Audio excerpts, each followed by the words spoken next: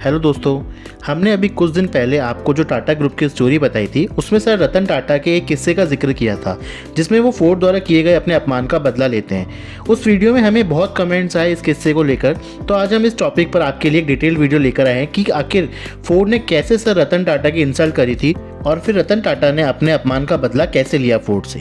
तो वीडियो को बिल्कुल भी स्किप मत करना और एंड तक पूरा देखना। और वीडियो के एंड में हम आपको बताएंगे एक और इंटरेस्टिंग न्यूज़ टाटा और फोर्ड के रिसेंट किस्से के बारे में। और अगर आप टाटा ग्रुप की स्टोरी जानना चाहते हो तो वीडियो का लिंक डिस्क्रिप्शन में है, आप जाके देख सकते हैं। और अभी तक भी आपने हमारे चैनल को सब्सक्राइब नहीं किया है तो अभी फ्री में सब्सक्राइब कर दो और बेल आइकन को भी अभी दबा दो ताकि हमारी वीडियो सबसे पहले आप तक पहुंच सके। हेलो फ्रेंड्स, एक बार फिर से स्वागत है आपका अपने यूट्यूब चैनल बिजनेस चर्चा पर। तो आइए आज की चर्चा शुरू करते हैं। इस कहानी की शुरुआत होती है साल 1945 से, जब टाटा मोटर्स की स्थापना हुई थी और वह लोकोमोटिव इंजन्स बनाया करती थी। उसके बाद टाटा मोटर्स कमर्शियल व्हीकल्स जैसे बस ट्रक बनाने लगी और कमर्शियल व्हीकल सेगमेंट में टाटा मोटर्स मार्केट लीडर बन गई। फिर 1991 में इंडिया में लिबरलाइजेशन के बाद पर्सनल व्हीकल्स की डिमांड बढ़ने लगी। टाटा ने 1991 में सियरा लॉन्च करी, फिर 1994 में सूमो और 1998 में सफारी भी लॉन्च करी। टाटा की सूमो और सफारी दोनों गाड़ियां बहुत सफल रही और उनकी बहुत ज़्यादा डिमांड आने लगी। इसके बाद 1998 में टाटा मोटर्स ने भारत की पहली पूर्ण स्वदेशी यात्री कार टाटा इंडिका भारत में लॉन्च करी, पर इंडिका लॉन्च के फर्स्ट ईयर में फेल हो गई और टाटा मोटर्स को काफ़ी लॉस उठाना पड़ा। कुछ लोगों ने टाटा ग्रुप के चेयरमैन सर रतन टाटा को सलाह दी कि वे टाटा मोटर्स के पैसेंजर कार सेगमेंट को बेच दें। रतन टाटा राजी हो गए।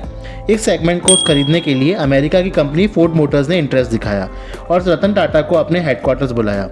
रतन टाटा अपने कुछ अधिकारियों के साथ फोर्ड मोटर्स के डेट्रॉइट मिशिगन स्थित हेडक्वार्टर्स पहुंचे। फोर्ड मोटर्स के चेयरमैन बिल फोर्ड और उनके अधिकारियों के साथ रतन टाटा की मीटिंग शुरू हुई। 3 घंटे की मीटिंग के दौरान रतन टाटा और उनके अधिकारियों के साथ बड़ा अजीब सा बर्ताव हुआ। फोर्ड के चेयरमैन बिल फोर्ड ने रतन टाटा को कहा कि जब आपको कार बनाना ही नहीं आती तो फिर आपको कार बनानी ही नहीं चाहिए थी। टाटा को कार मैन्युफैक्चरिंग की शुरुआत ही नहीं करनी चाहिए थी। उन्होंने तो रतन टाटा को यहाँ तक कह दिया कि हम आपकी कंपनी खरीद कर आप पर एक बहुत बड़ा एहसान कर रहे हैं। रतन टाटा को उनकी ये बातें बहुत चुभ गई। उन्होंने ये डील तुरंत कैंसिल कर दी और वापस इंडिया लौट आए। उसके बाद रतन टाटा ने टाटा के पैसेंजर कार सेगमेंट को वापस खड़ा करने के लिए अपनी जी जान लगा दी और जल्दी इसका असर भी दिखने लगा। टाटा मोटर्स की सेल्स वापस बढ़ने लगी और कंपनी ईयर ऑन ईयर और ज़्यादा प्रॉफिट कमाने लगी।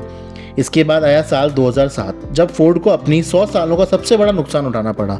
यह लॉस $12.8 बिलियन यानी लगभग 98,000 करोड़ रुपीस के बराबर था। 2007-8 में आई मंदी ने पूरी दुनिया को हिलाकर रख दिया। ऑटोमोबाइल मार्केट भी पूरी तरह टूट गया। फोर्ड मोटर्स दिवालिया होने की कगार पे पहुंच गई। इससे बचने के लिए फोर्ड ने अपने कुछ लग्जरी ब्रांड्स को बेचने का निर्णय लिया। एस्टन मार्टिन को बेचने के बाद भी जब घाटा पूरा नहीं हुआ तो फोर्ड ने जून 2007 में अपने 2 और लग्जरी ब्रांड्स जगुआर और लैंड रोवर को बेचने का डिसीजन लिया। फोर्ड के इस ऑफर के लिए कई कंपनीज ने इंटरेस्ट दिखाया। फोर्ड को कैश की रिक्वायरमेंट थी पर मंदी में किसी के पास लिक्विडिटी नहीं थी। टाटा मोटर्स ने भी फोर्ड के इस ऑफर में इंटरेस्ट दिखाया। उस समय भारत की ऑटोमोबाइल इंडस्ट्री पर इस मंदी का ज़्यादा असर नहीं पड़ा था। टाटा मोटर्स, जो कि ऑलरेडी न्यूयॉर्क स्टॉक एक्सचेंज पर लिस्टेड हो चुका था, टाटा के पास इन दोनों लग्जरी ब्रांड्स को खरीदने के लिए पर्याप्त लिक्विडिटी थी। ऐसा भी कहा जाता है कि फोर्ड ने जब जगुआर और लैंड रोवर के एम्प्लॉयज़ से पूछा कि इन ब्रांड्स को किसे बेचना चाहिए तो एम्प्लॉयज़ ने टाटा को अपने लिए चुना। फोर्ड ने टाटा का ऑफर एक्सेप्ट किया और उनसे मिलने अब वे मुंबई स्थित टाटा के हेडक्वार्टर्स आए। इस बार भी वैसी ही मीटिंग चली, पर इस बार बिल फोर्ड के बोल उल्टे थे।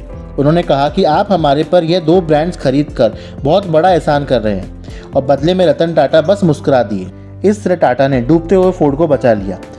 इतना ही नहीं, जब टाटा इन 2 लग्जरी ब्रांड्स को खरीद रहे थे तब सब उन्हें मना कर रहे थे कि यह घाटे का सौदा है, यह ब्रांड्स नहीं चलेंगे, आपको भी डुबा देंगे। पर रतन टाटा ने अपने दिल की सुनी और इन 2 ब्रांड्स को खरीदकर इन्हें प्रॉफिटेबल बनाया और अपना लग्जरी कार सेगमेंट में रुतबा स्थापित किया और इन 2 ब्रांड्स की सफलता से सबको गलत साबित किया। रतन टाटा अपने डिसीजंस को लेकर बहुत कॉन्फिडेंट रहते हैं और उन्हें सही साबित करने में विश्वास रखते हैं। इस तरह रतन टाटा ने फोर्ड के घमंड को तोड़ा और दुनिया में ये साबित किया कि भारतीय किसी से कम नहीं है, वह कार भी बना सकते हैं। अब आइए दोस्तों, टाटा और फोर्ड से जुड़ा एक और नया किस्सा आपको बताते हैं। इससे आप अंदाज़ा लगा सकते हैं कि एक समय जो कंपनी बिकने वाली थी वह आज किस मुकाम पर पहुंच गई है। इतना ही नहीं, इसमें आप यह भी जानेंगे कि टाटा ग्रुप अपने डिसीजंस में मानवता का भी कितना ध्यान रखता है। अगर अभी तक भी आपने हमारे चैनल को सब्सक्राइब नहीं किया है तो अभी नीचे दिए सब्सक्राइब बटन को दबाकर तुरंत चैनल को सब्सक्राइब कर दो।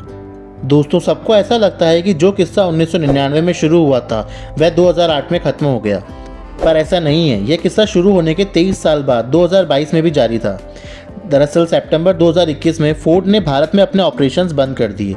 उसे भारत में अपने 27 साल के सफ़र में $2 बिलियन से भी ज़्यादा का नुकसान उठाना पड़ा था, जिसके बाद उन्होंने इंडिया से अपने बिजनेस को समेट लिया।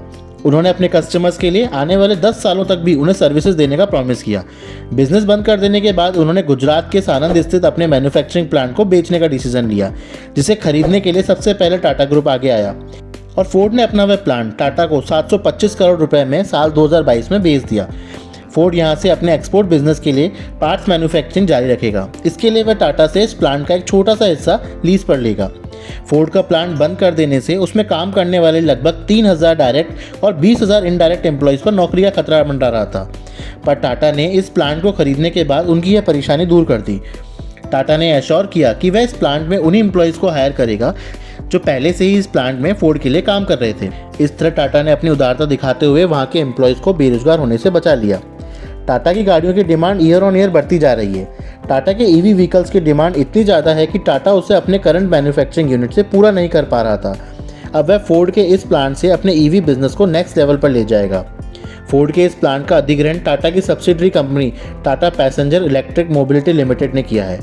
तो यह था दोस्तों टाटा और फोर्ड का एक छोटा सा किस्सा। आपको ये वीडियो कैसा लगा हमें कमेंट करके ज़रूर बताएं। इसे अपने दोस्तों के साथ शेयर करें और वीडियो को लाइक करना ना भूलें। आपने चैनल को अभी तक भी सब्सक्राइब नहीं किया है तो अभी फ्री में सब्सक्राइब करें, ताकि हमारा मोटिवेशन बढ़ सके और हम आपके लिए ऐसी और ढेर सारी इंटरेस्टिंग मोटिवेटिंग स्टोरीज लेकर आते रहें। तो फिर जल्द मिलते हैं एक नए इंटरेस्टिंग वीडियो में। अपना और अपने प्रियजनों का ध्यान रखें। जय हिंद, जय भारत।